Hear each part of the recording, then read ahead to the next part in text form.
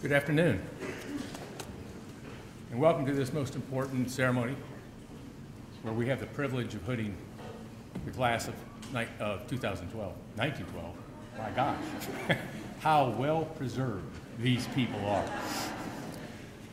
So after 102 to 104 years of study for most of these people, that time has finally come, and this is a wonderful time. This is a time for them. It's a time for those of you who love them and have supported them. And it's a wonderful time for the people of our region who have the opportunity to have their lives improved in immeasurable ways by the contributions that these people will be making for their professional lifetimes.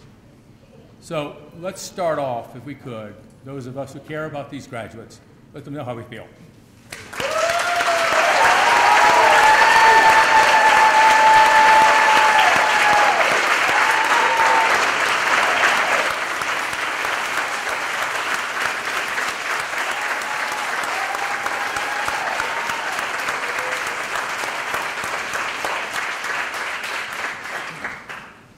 And it does seem appropriate, doesn't it, graduates, that you be given the opportunity to extend in this public way, an opportunity to extend your appreciation to the people who love you. Let's hear it.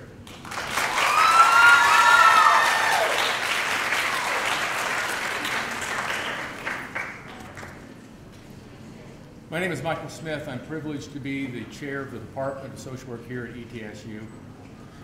A wonderful, wonderful university and a terrific department, a terrific program moving forward, and we'll always be doing that. With your help, graduates, with your help, those of you who have savings and checking accounts, we will move forward. I can't see, because of this wonderful sculpture here, the people who are to my right, but I would like to recognize them. I do recognize you, by the way. I will call their names, and as I call their names, again, can't see you where I'm over here. If you would, please stand, and when we're done with the recognition, at that time it'd be appropriate for you to acknowledge your appreciation for the work and for the contributions these people have made to our graduates and to the community.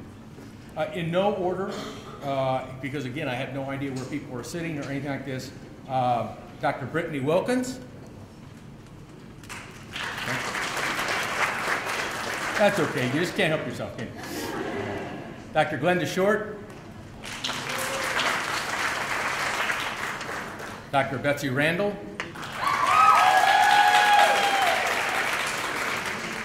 Dr. Bruce Dalton. Ms. Linda Anastasia. Ms. Jane Moss Brady. Dr. Mary Ellen Cox. Dr. Cheryl Bates.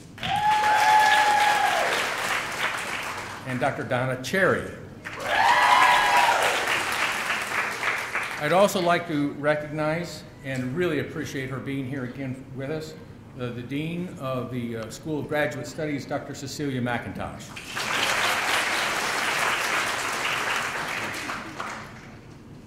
Sitting over here, hoping that they would be missed in all of this, two of the most terrific administrative executive assistants that I've ever had the opportunity to work with. Ms. Helen Jones, way in the back there. And Ms. Kirsten Swindell.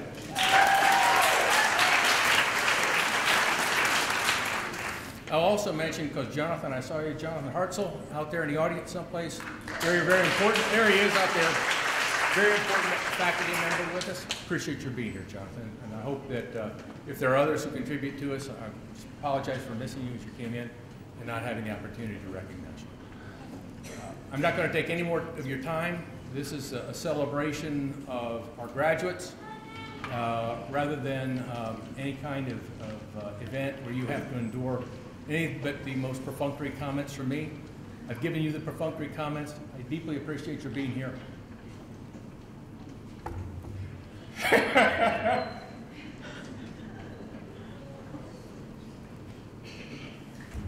I was hoping I could get through it. Can't do it. Can't do it. I'd like to invite up to the audience now the director of the MSW program.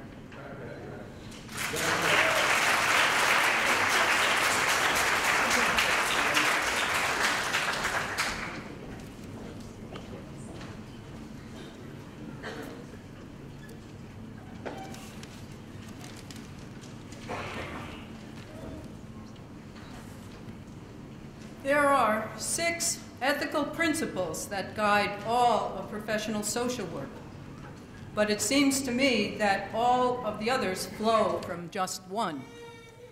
Social workers recognize the central importance of human relationships.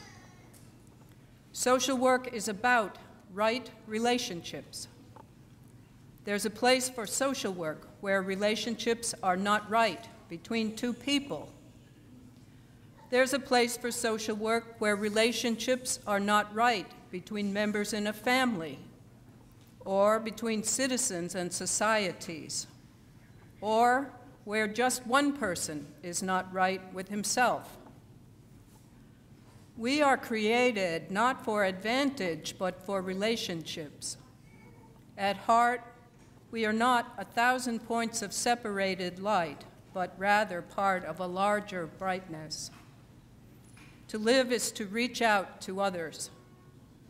People who need people are the luckiest people in the world, says a popular song. That includes all of us.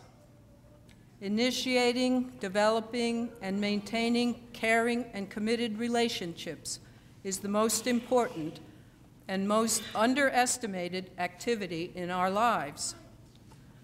From birth to death, relationships are at the core of our existence. We are dependent on other people for the realization of life itself. We are dependent on others for food and shelter and aid and comfort throughout our lives. I'm going to share a short poem with you. It's probably not great art as a poem, but I think it has a great message. From the standpoint of everyday life, there is one thing we do know, that man is here for the sake of other men, above all, for those upon whose smile and well-being our own happiness depends, and also for the countless unknown souls with whose fate we are connected by a bond of sympathy. Many times a day, I realize how much my own outer and inner life is built upon the labors of my fellow men, both living and dead, and how earnestly I must exert myself in order to give in return as much as I have received. You might think a poem like that would have been written by a famous social worker, like Jane Addams or Bruce Dalton. But no. Actually, it was written by Albert Einstein. Who knows? Perhaps in addition to being incredibly smart, he was very wise. Congratulations to our graduates. I'm terrifically proud of each and every one of you, and my best wishes are with you for your careers and your lives. My most heartfelt wish of all is that you would enfold yourselves always in right relationships. There's no better way for you to assist the clients we are here to serve to do the same.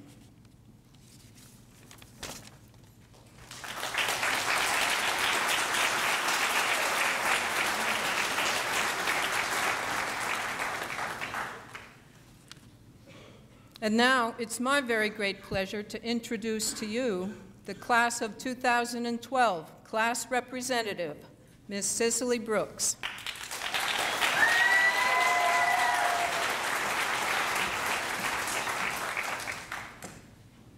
The graduate experience is considerably different than that of undergrad. The one piece which has forever changed our perspective of graduate school, and more specifically, the Department of Social Work, is our professors' willingness to make themselves available, offer guidance, support our ideas, and exercise patience while we all made attempts at wrapping our heads around people and the world in which we live. This compassion for students and education has not gone unnoticed. It is because of this compassion that this experience is truly life-changing. Graduates, after speaking with many of you, I can say without a doubt that this experience has been the most challenging and rewarding of our lives thus far. Graduates, all of you are bright, optimistic, and have your hearts in the right place. This program took more emotional strength than any of us could have imagined. We have learned over the past years to manage not only our schedules, but our fluctuating emotional states as well. This strength lends itself to the profession which we have chosen as our career path. Our futures are full of opportunities which will further test our emotional strength. And after what we have put ourselves through these past years, I have no doubt that every individual here will persevere. Our newest friends, without you, none of us could have survived. The friendships developed throughout this experience will forever be in our hearts. Personally, I am forever grateful to all of you whom I now call my friend. 1 year ago today, our next speaker stood where we stand today and understands the excitement and anticipation that awaits with each new opportunity. Miss Katie Shuck.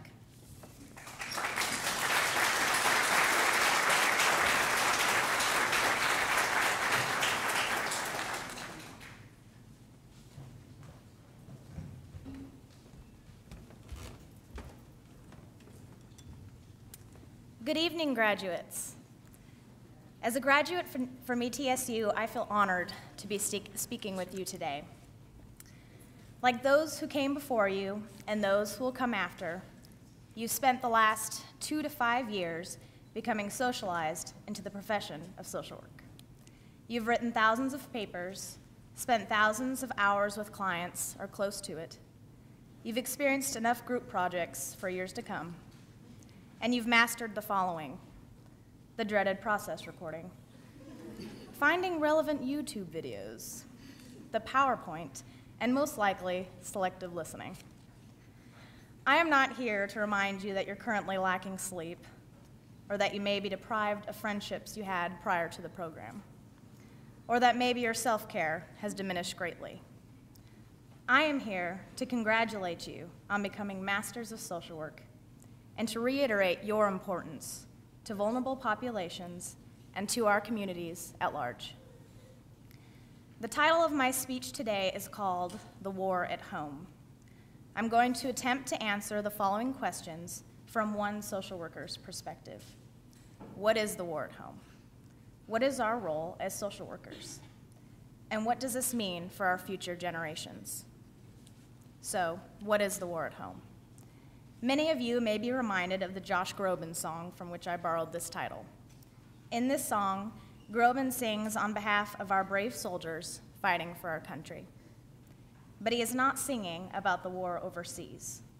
He is singing about the war that these men and women, their families, and our nation face when they return home.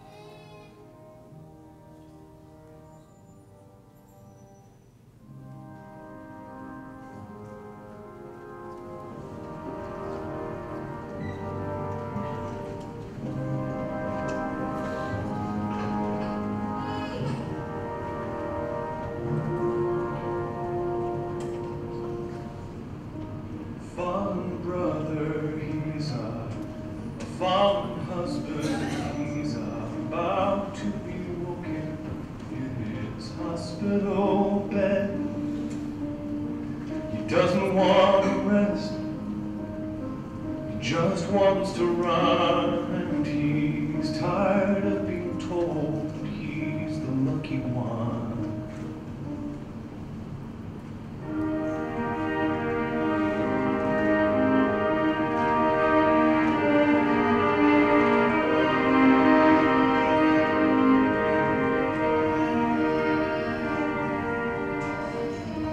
Caped Crusader, she's a newborn leader, but you should see her when her daughter's on the fall.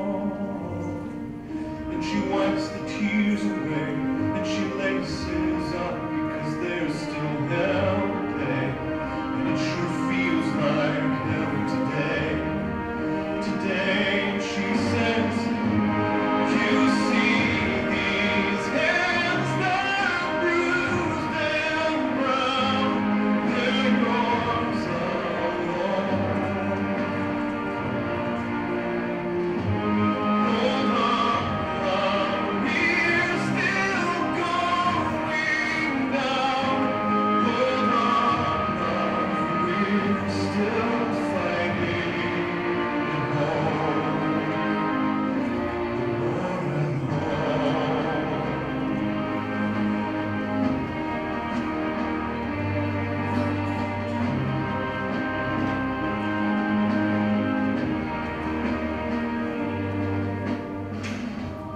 Innocence behind his broken expression. He's a child of mercy. He's our unlearned lesson. And he's trying to wake up from this wilderness his world has now become. He's reaching out to those he's running from. And he says, you see these hands that bruised and brown, they're yours alone. Hold on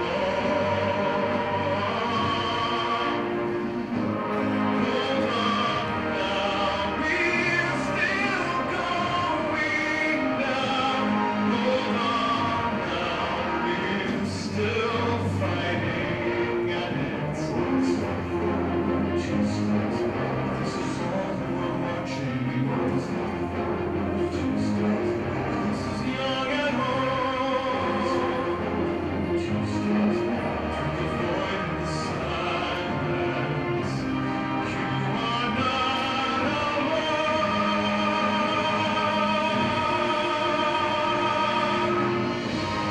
You see these hands, they're million strong. They are yours now. Hold on now, we're all going down.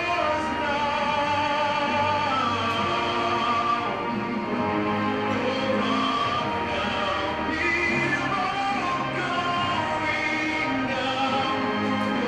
we're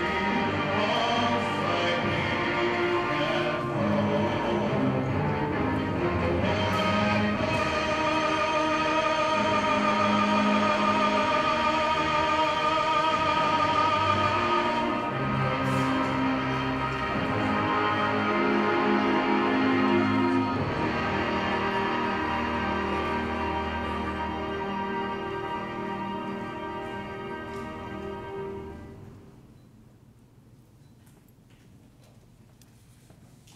Our veterans are not the only vulnerable population facing war at home.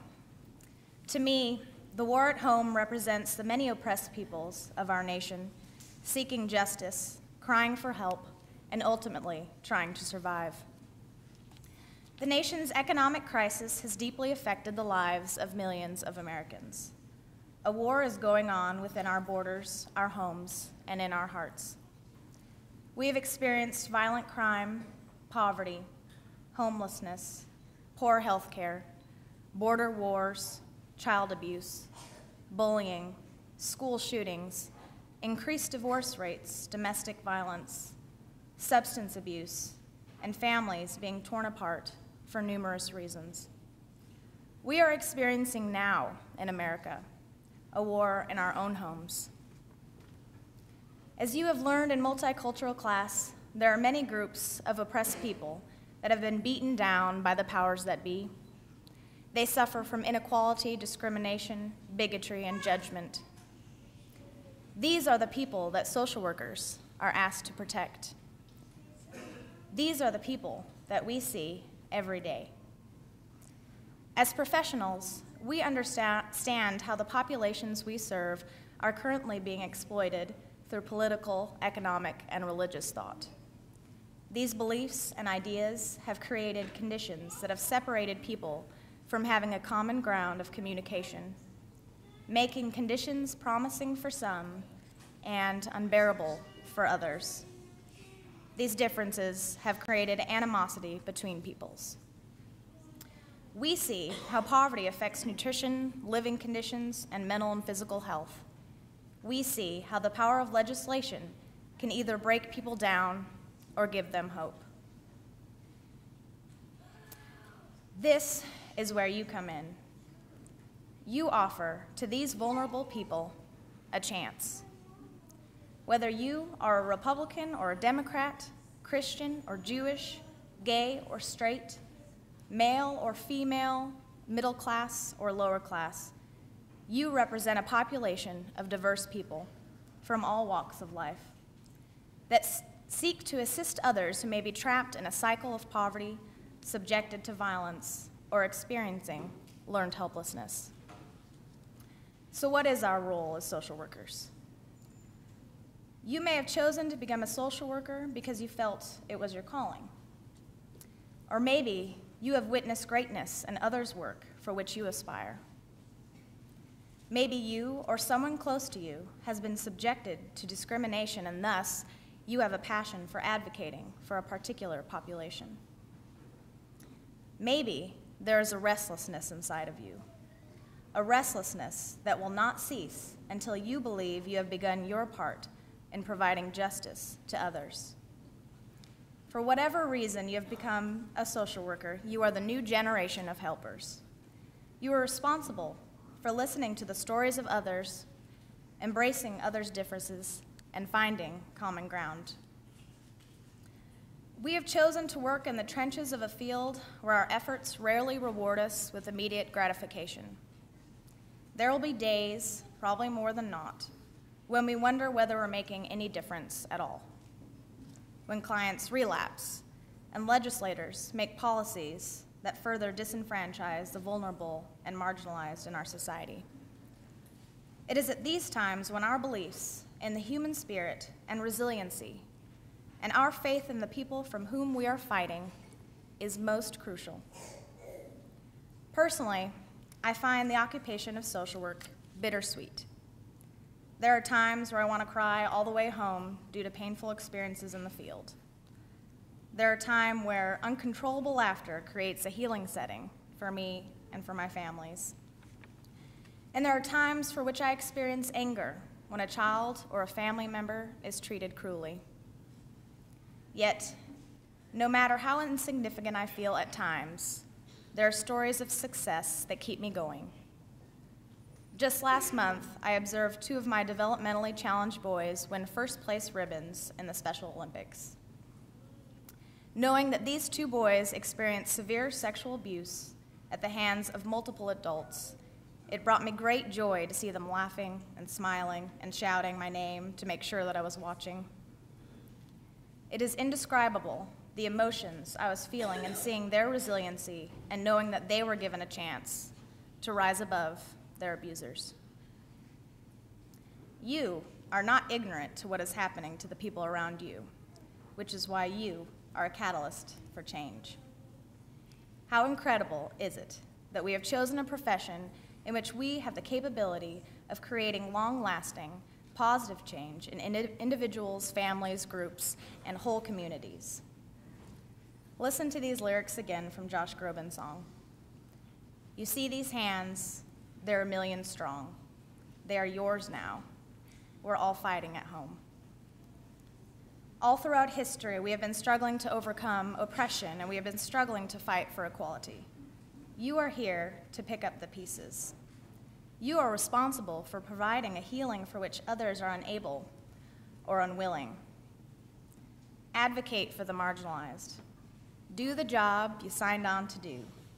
increase awareness, challenge your employer and agencies at large, think outside the box, challenge the status quo, be an outcast and help the outcasts. Remember why you chose social work, and most importantly, be good to yourself. Praise yourself for your successes and keep those triumphs, no matter how small, close to you. So what does this mean for our future generations? Everything we do now affects the generations that follow. We have an obligation to our children to provide for them a nation by which they can feel safe and cared for. With economic downturn, problems in the educational system, and social injustice, our children need strong adults who can guide them to live healthy, productive lives. As goodness becomes more accepted and shared, we can forge a stronger, more caring community of people. By doing your part, you will instill hope and insight to others. Go out and do what you do best. Give, love, and above all, be brave, because for many, we may be the only ones fighting for vulnerable populations. This is your time to make a difference, and as cliche as it may sound, I believe it with all of my heart. Go forth and do what you do best, which is to bring hope and healing to others. I'd like to end with this quote by the novelist Arundhati Roy. "Another world is not only possible, she's on the way, and on a quiet day, if you listen very carefully, you can hear her breathe." Thank you, and again, congratulations.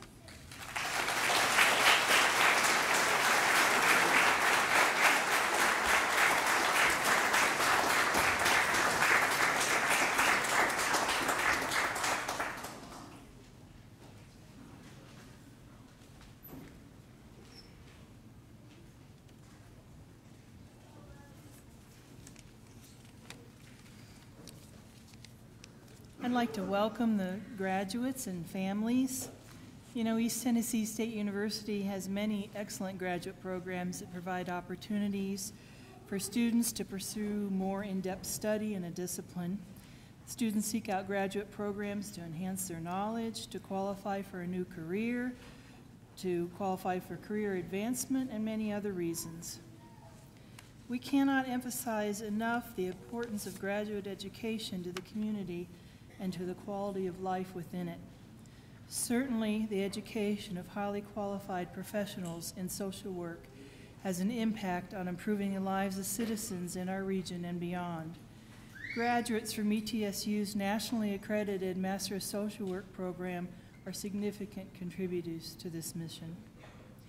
So at this time, I want to applaud the graduate students being hooded today for choosing to apply to this excellent MSW program at ETSU.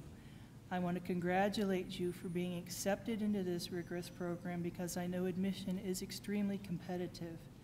And I want to commend you for completing the program and for earning your MSW. I'm pleased to help recognize you this evening, and I will be honored to shake your hands again tomorrow as you cross the stage during the commencement ceremony. So congratulations and thank you.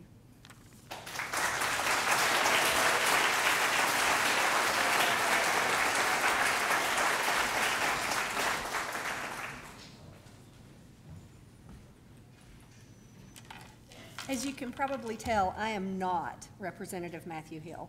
He had something come up unexpectedly and is not going to make it. My name is Amy Willingham, and I am the president of the Student Association for Social Work Department. So I will be announcing the graduates. If you all will stand.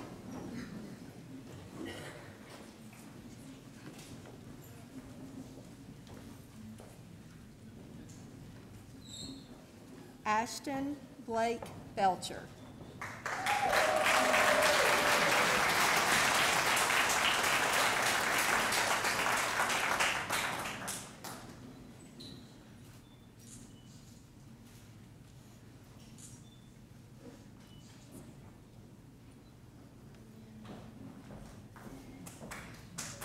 Cicely A. Cicely A. Brooks.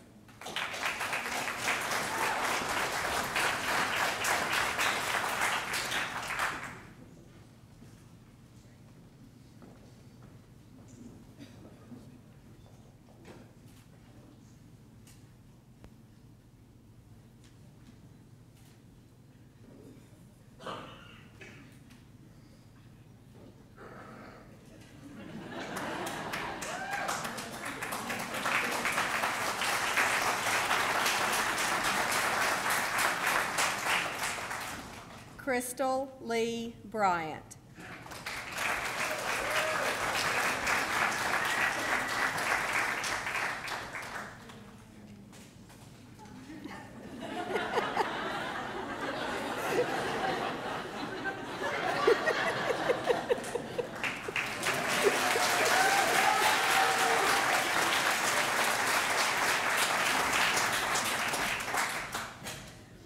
Lachey Elizabeth Cooks.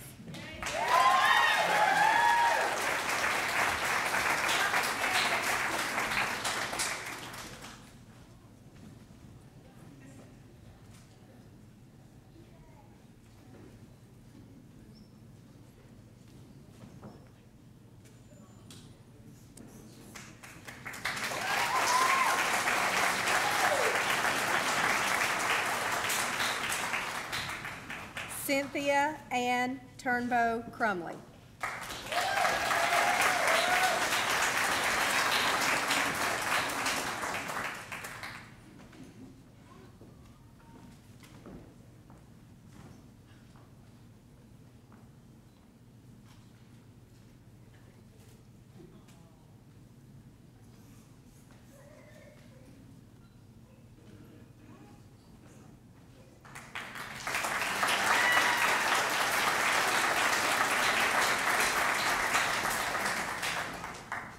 Anna Elizabeth Williams.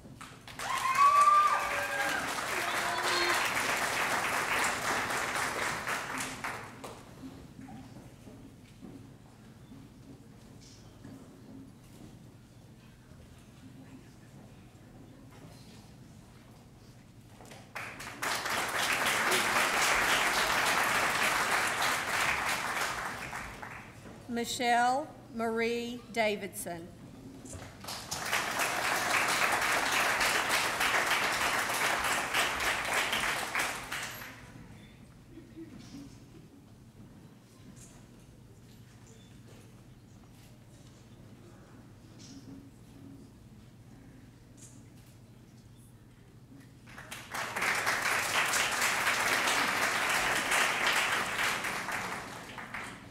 Amanda Brooke Delp.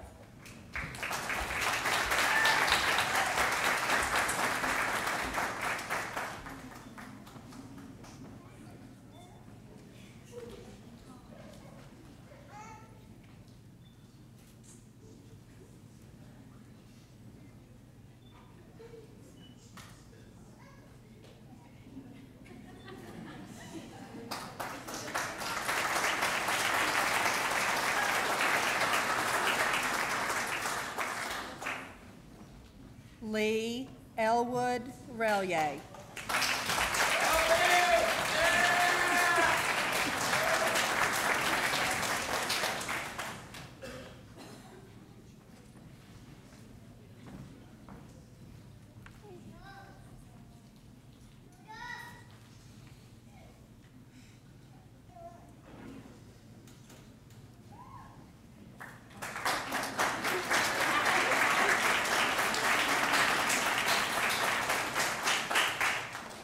Lauren Elizabeth Flanders.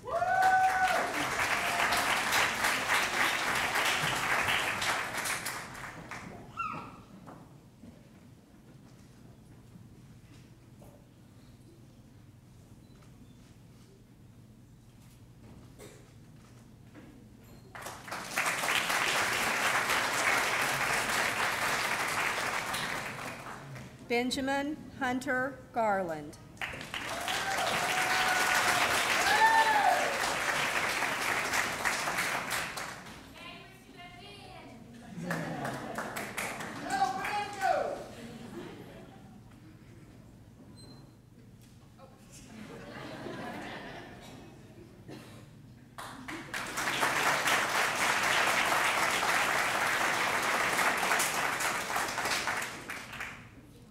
Deidre Goss.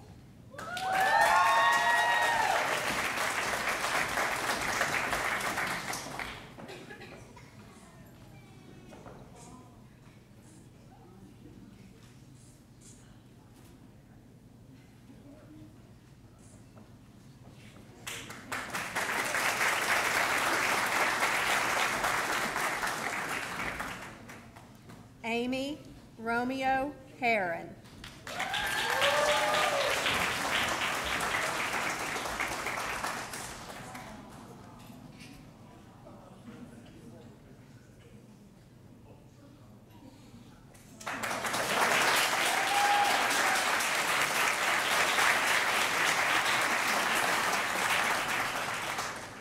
Christina H. Jenkins.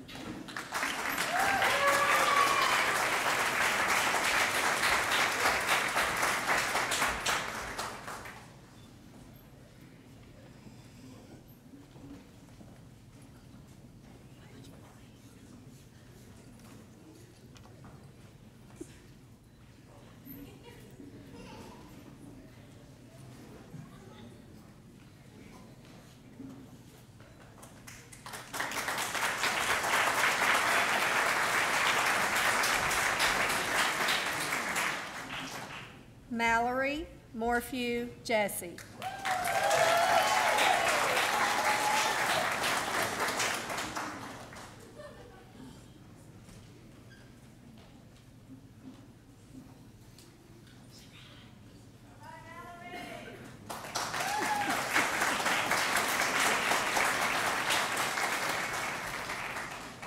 Sharon Danette Kincaid.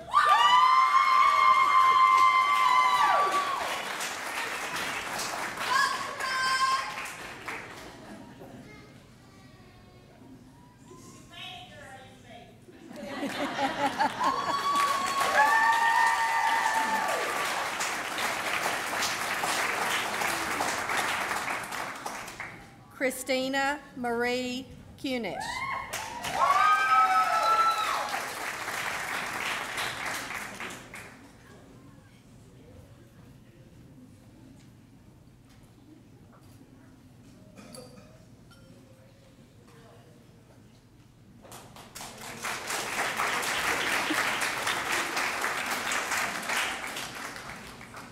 Catherine Mara Lagergren.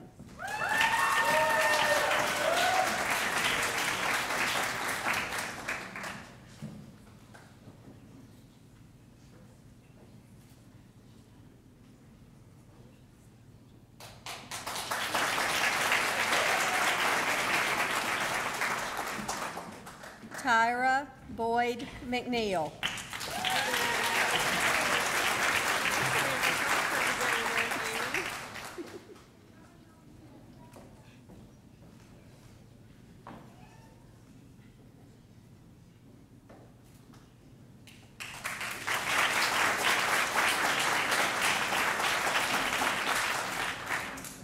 Jacqueline S. Adams.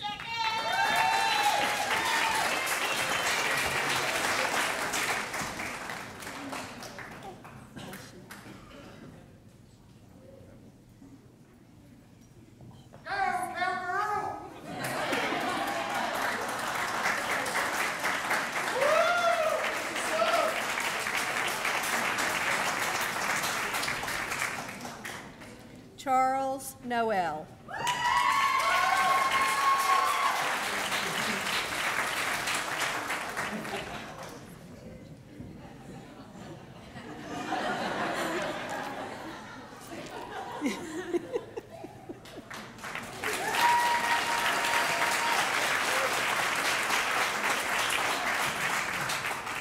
Abigail Ray Phillips.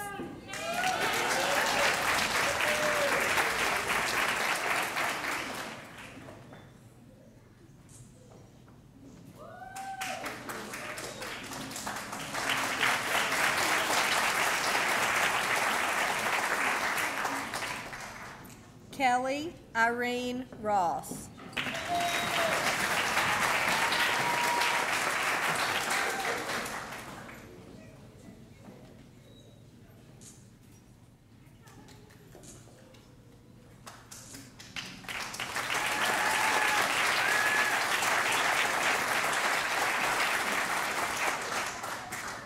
Jamie Ann Schlemmer.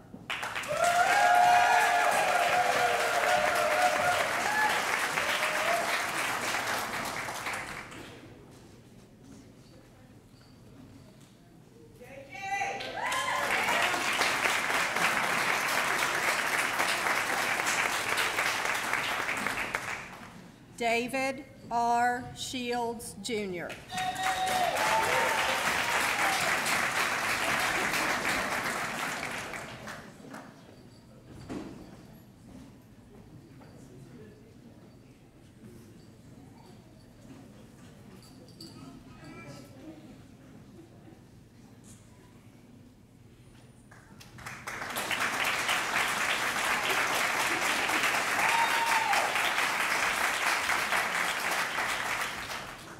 Sarany Cassandra Turner.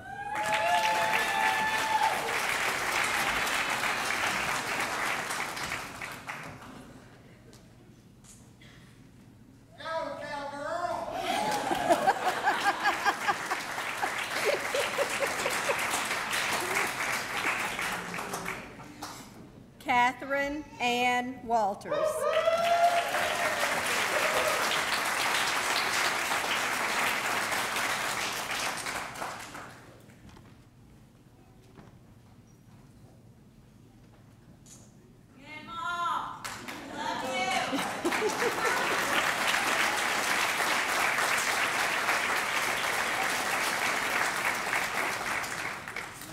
Christy May Wickline.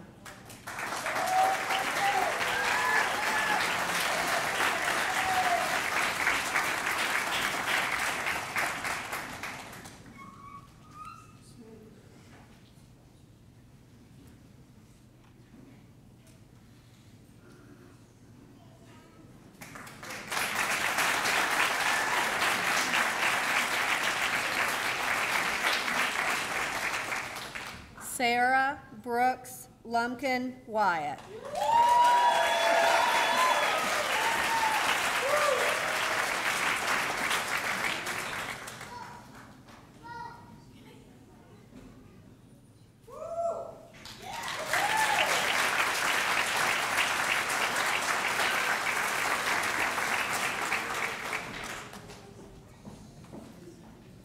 Congratulations to all of you.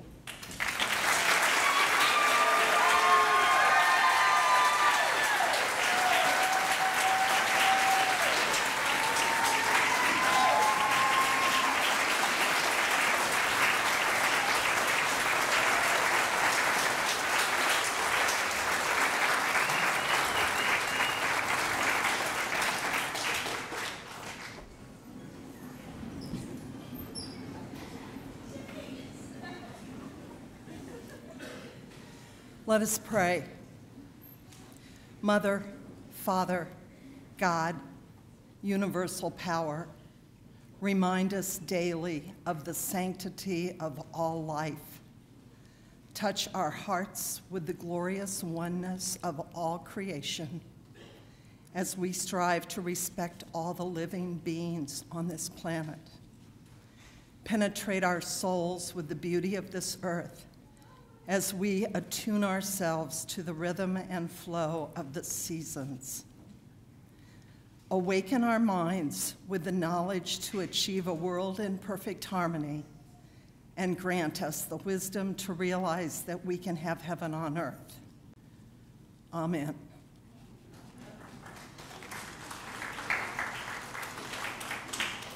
I have just a couple of parting words to you from Ram Dass, an American contemporary spiritual teacher. On this path of social work and service, we will stumble, fall, and often look and feel a little foolish. We are confronting long-standing patterns of thought and action, compassion for ourselves, perspective, humor. These are our allies.